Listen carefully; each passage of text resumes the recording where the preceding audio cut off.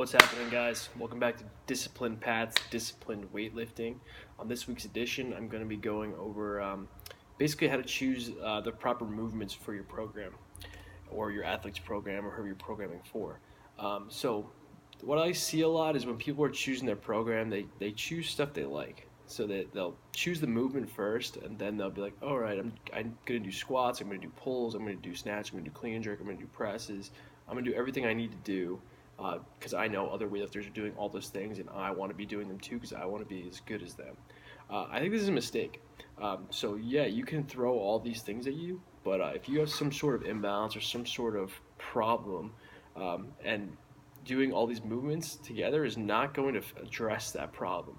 So what I like to do is I like to look at the athlete or myself, and I like to think about where are my weaknesses. So what's wrong? So for me, my legs are my weak point. So they're not as strong as my back.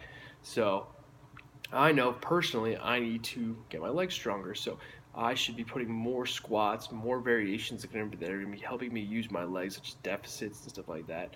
I also, for a long time, was not good at getting under the bar. So stuff like blocks would really help speed under the bar.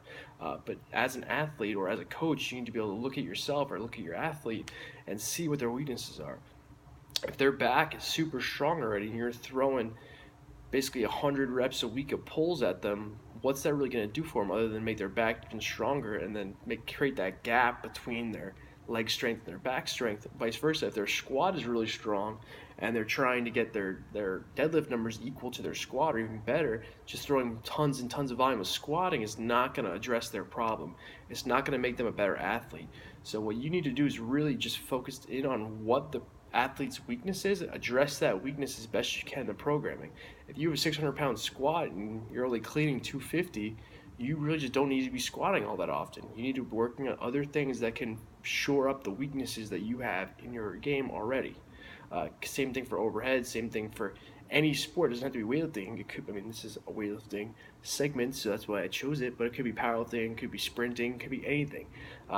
If you're an Olympic sprinter and you suck from the start line to 5 meters, then you need to work on that range. You don't work on 5 meters plus every other time if you're always getting stuck right there.